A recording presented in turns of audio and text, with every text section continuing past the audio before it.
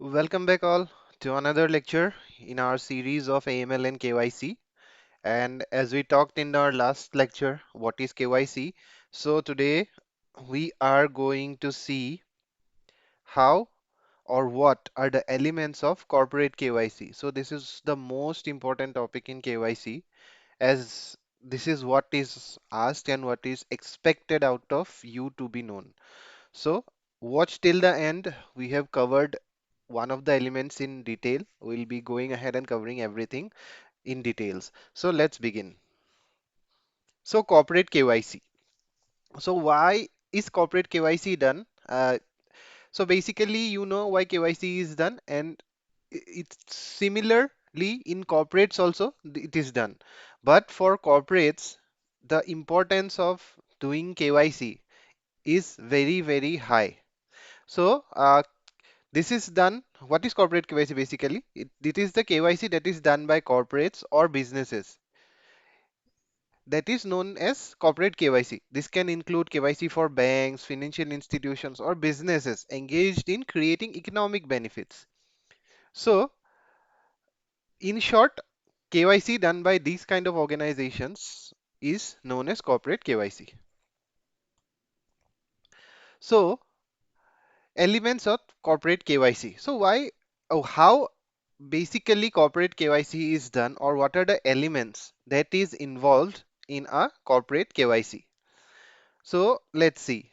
The first stage in a corporate KYC is identification and verification, followed by understanding the customer profile, identification of associated parties, then screening, then there is the risk assessment, then there is the documentation phase, and there is the ongoing monitoring phase. So these are the elements or stages or steps that are followed in a corporate KYC. Many times this question comes as, do you know the end-to-end KYC? Have you worked for end-to-end KYC? Do you know the steps involved in end-to-end KYC? So you can mention these things, starting from customer identification to ongoing monitoring. So these are the steps of KYC basically. So in this lesson, basically I'll go through identification stage in details. So as we saw that the first step of any KYC, or whether it is corporate or whether it is for an individual, whatever it is, the first step is always the identification stage, or this is also known as CIP, the customer identification program or stage. So what does this mean? In simple terms, identification means who or what are we dealing with. So if somebody claims or some entity claims that they are XYZ, we need to be sure that they are actually XYZ and not ABC. So this is identification. Why is this necessary? It is necessary to exactly verify the identity of the customer so that no fraudulent customers or no customer with a different identity is associated with our business and carrying out some illegal activities or unlawful activities which involves our business. Hence, identification phase is very, very important to know what we are dealing with. This is required by many, many international laws as well as domestic laws to identify with whom we are dealing.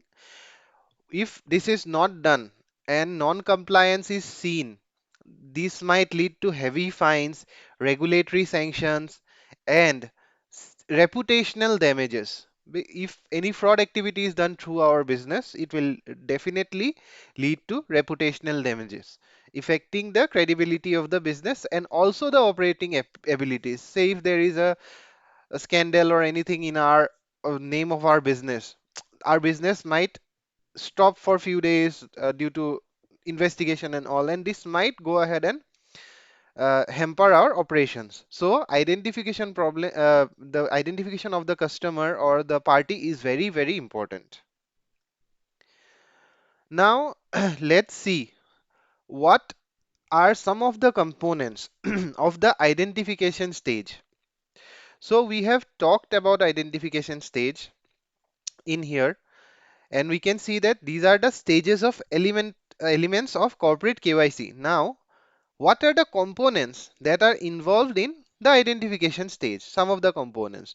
So what we check for is basically when there is this identification stage is going on, what an analyst checks basically.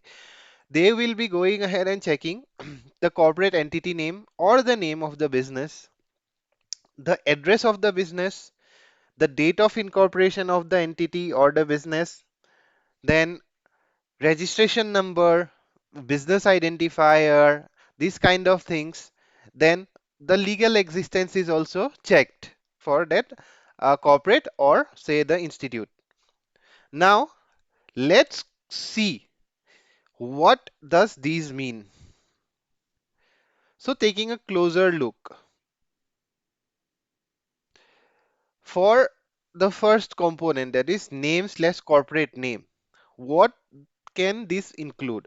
So name or corporate name checking is a broad thing, but what do analyst or person who is involved in this domain look for? So they look for the legal name, that is the name which identifies the entity as a legal entity.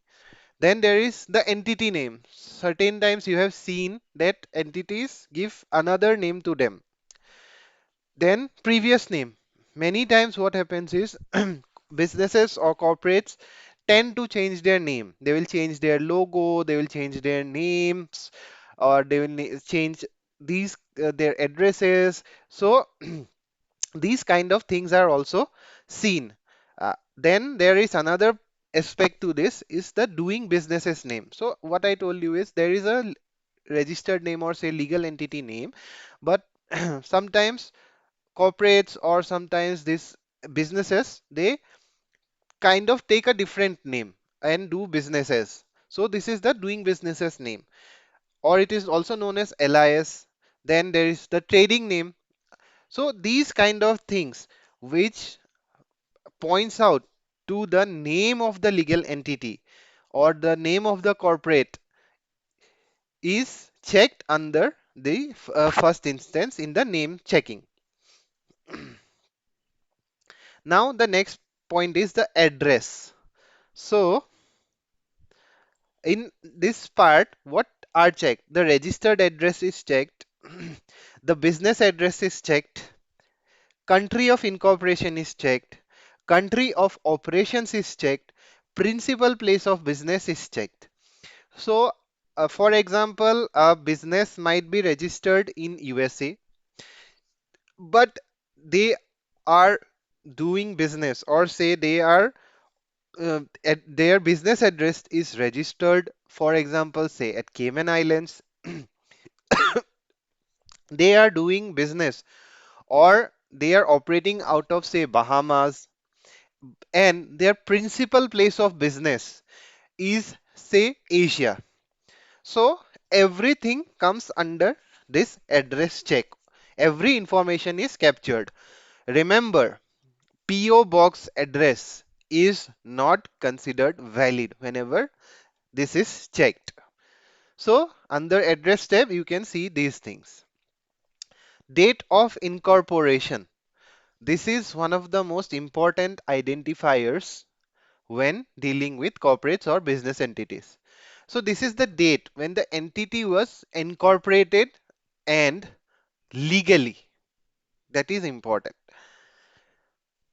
It might happen that I have opened a business today and say few days back I had received my certification of incorporation.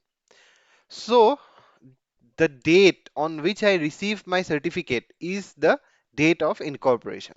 Whether I have opened the store today or let's say 1 year later does not matter. So this is the date of incorporation. So why date of incorporation is important? So this helps to identify the entity or the business correctly. This also helps to distinguish between similar sounding entities. So say there are two similar kind of entities, say ABC Limited and ABC Private Limited, for example.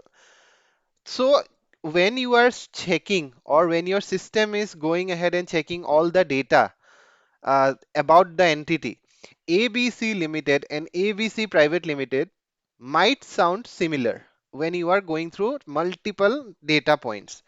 So in this case, to differentiate between these two entities, we need the date of incorporation, because that will be different for different entities, and this is kind of unique. So DOI is important. Registration number. Again, this is an unique identifier that is assigned to every legal business or entity. So remember the point, this is a unique identifier which is assigned by the governments or by the registering authorities. So this is also kind of a, you can say, point of difference in which between two entities, if there is any confusion, we can go ahead and check the registration numbers and differentiate them. Moreover, registration number gives us a ton of information about the entity. It will contain the name of what name it was registered, when it was registered, where it was registered. So these kind of things are also well, we can go ahead and find from the registration number. So few of the registration number examples or identifier number examples are tax identifier number, employer identification number. So tax identification number, basically in short it is called as TIN. Employer identification number, it's called IN. Then registered numbers like GST numbers and all those things for context of India. So these are the numbers that help us identify what that entity actually is. Now, the next point is the legal existence. So we have checked everything.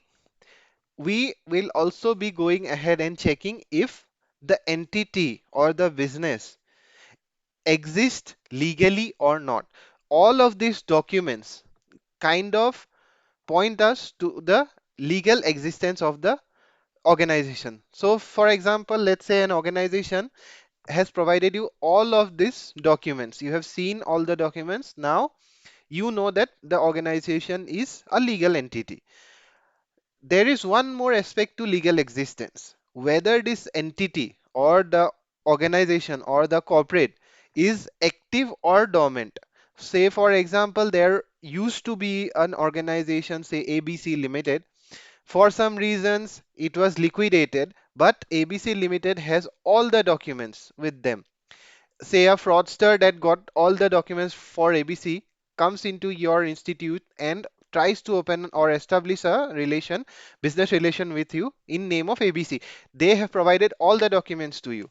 But when you are checking for the existence, legal existence, you find out that ABC Limited has already been liquidated. There is no active existence for ABC Limited. You are going to flag that as a fraud and prevent your organization from onboarding a fraudulent incorporation or fraudulent client. So this is why legal existence is very, very important in terms of the checking identification.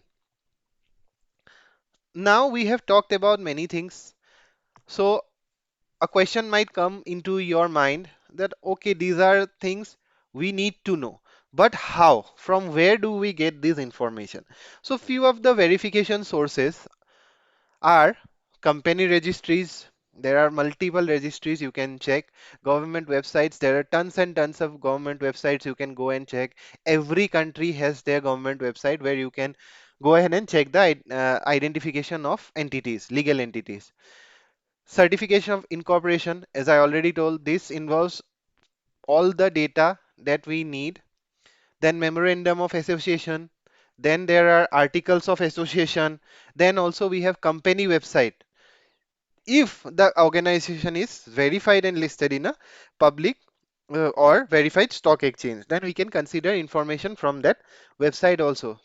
Moreover, certain times enlist, go ahead and look into the audited annual report for information. So how that is there, we will come later in our lecture series. But remember, these are some of the verification sources. Then there is the local databases. Then there are global databases maintained by big organizations or fraud detection organizations, like there are database maintained from LexisNexis, then WorldCheck. So these are some of these databases that we can go ahead and cross check for identification also. Now, few of the examples of websites we can go ahead and check legal entities are, I have listed. So you can see coordinatelegal.com. This is Secretary of State website. Then we have SEC website. Then we have the search company search website in the SEC.